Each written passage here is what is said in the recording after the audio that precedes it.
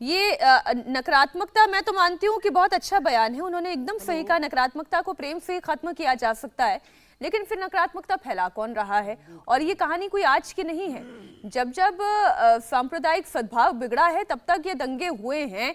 और फिर चाहे वो कांग्रेस शासन की मैं बात करूँ, लंबी लिस्ट गिनवा दी शहजाद पूनावाला ने, और आज की तारीख में चाहे वो बीजेपी शासित राज्य हो या फिर कांग्रेस शासित राज्य, वहां के दंगे हों।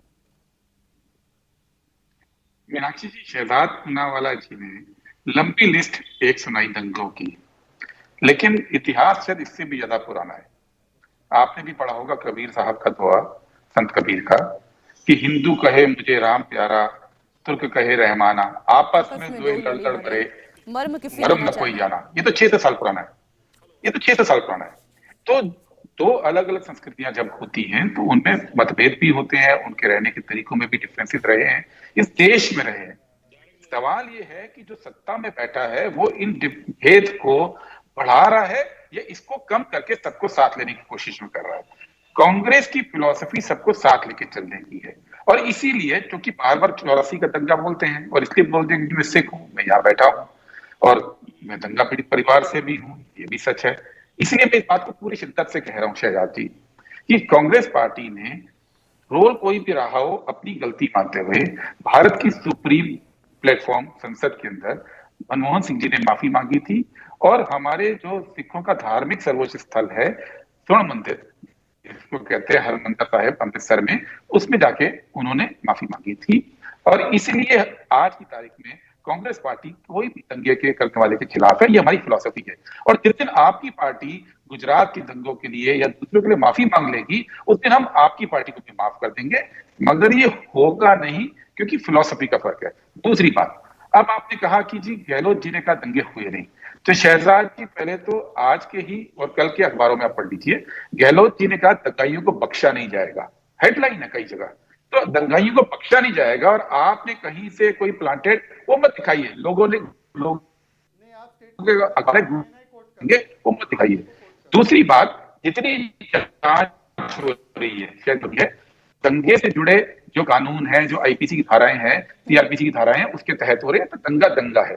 तीसरी बात जो आपने बोला कि दंगा करौली में हुआ रामनवमी से एक हफ्ता पहले, ठीक है, उसके बाद रामनवमी पे करौली शांत रहा, लेकिन सेम पैटर्न 7 स्टेट के अंदर देश ने देखा। अरे उसको नीचे कर लीजिए, लोगों ने देख लिया, समझ नहीं आएगा मैं बात कह रहा हूं, आप बोल दीजिएगा।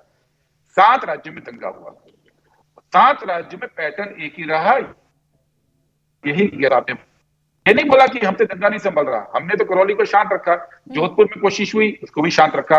बीजेपी क्या कर रही है, सवाल उस पर है। दो सवाल मैं पूरे करना चाहता हूँ मीनाक्षी जी, फिर बात खत्म करूंगा। एक, जब कल जोधपुर के अंदर शांति के लिए सौहार्द समिति बैठी, प्रशासन और सारे लोग उसमें थे, बीजेपी ने विरोध कर दिया। क्यों कर दिया? उसको बाइकआउट कर गई।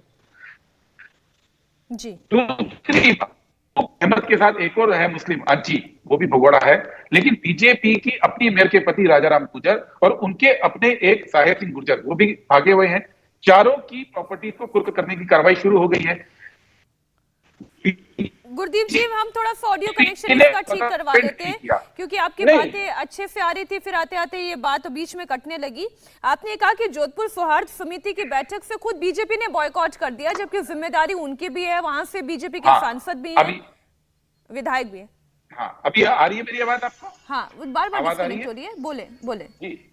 दूसरी बात जो मैंने कहा कि वहां तो मसरूफ अहमद और एक और आंची, 2 मुस्लिम भगोड़े हैं, और 2 ऐसे हैं जो बीजेपी की सांसद के एक पति हैं राजाराम गुर्जर और साहिब सिंह गुर्जर, ये चारों भागे हुए हैं। चारों की संपत्ति कुर्क करने का प्रोसेस शुरू कर दिया सरकार ने, क्योंकि भगोड़े हैं। लेकिन बीजेपी ने अभी तक अपनी मेयर के खिलाफ कार्रवाई नहीं की।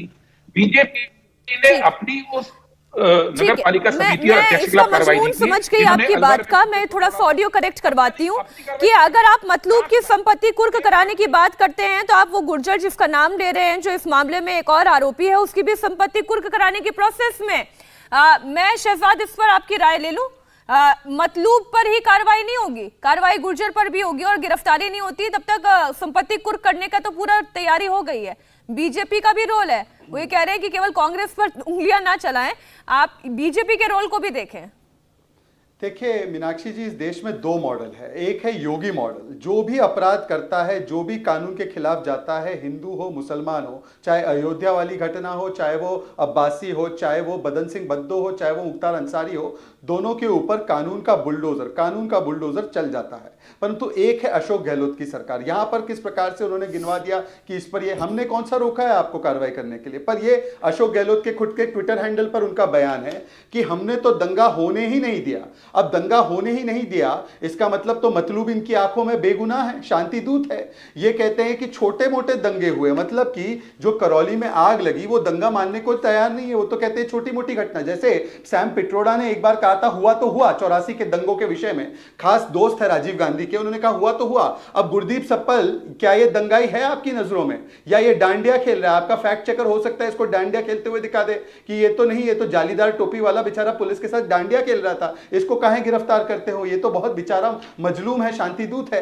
तीसरी बात, यहां पर गुरदीप सप्पल बैठे थे, यह है 2018 का दिल्ली हाईकोर्ट का जजमेंट। दिल्ली हाईकोर्ट का जजमेंट कहता है सज्जन कुमार को कन्विक्ट करते समय कि ये इसलिए इतने वर्षों तक बचा रहा क्योंकि इसको राजनीतिक शरण मिली और इसने एस्केप किया ट्रायल को।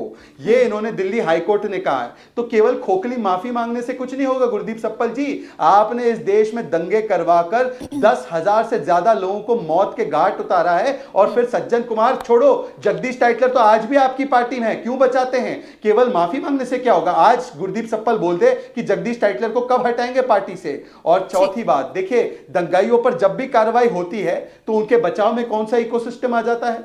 जहांगीरपुरी से लेकर करौली तक, खंबाट से लेकर खरगोन तक, दंगाइयों का कोई धर्म नहीं होता, पर दंगाइयों का धर्म देखकर एक इकोसिस्टम खड़ा हो जाता है। और खुदा ना खास्ता, इन्होंने कभी शिवम के लिए कोई ट्वीट नहीं किया। जो दंगा पीड़ित था शिवम, उसके लिए कभी ट्वीट नहीं किया। मंदिर डेमोलिश किया गया इनके द्वारा अलवर में, मंदिर के लिए नहीं गए खड़े होने के लिए, परंतु जहांगीरपुरी में अवैध प्रॉपर्टी पर कार्रवाई हुई तब गुरदीप सप्पल की मंडली जहांगीरपुरी पहुंच गई।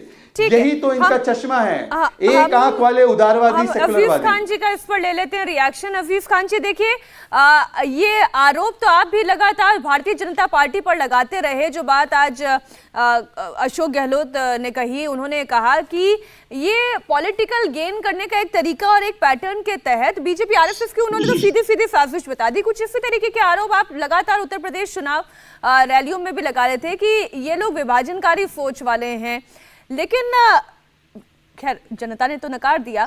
आप लेकिन आज की इन तारीख में हो रहे इन दंगों को किस तरीके से देख रहे हैं? क्या कोई पैटर्न है? क्या नफरत का केंद्र बिंदु कोई हिंदू है या कोई मुसलमान है या पॉलिटिकल पार्टीज है? देखिए मीनाक्षी जी, मैं बड़ी गंभीरता से दोनों लोगों की बातों को सुन रहा था, और गुरदीप जी की बात को भी मैंने सुना और शहजाद जी की बात को भी सुना। देखिए एक पैटर्न है और देश के कल्चर को बदलने की कोशिश है।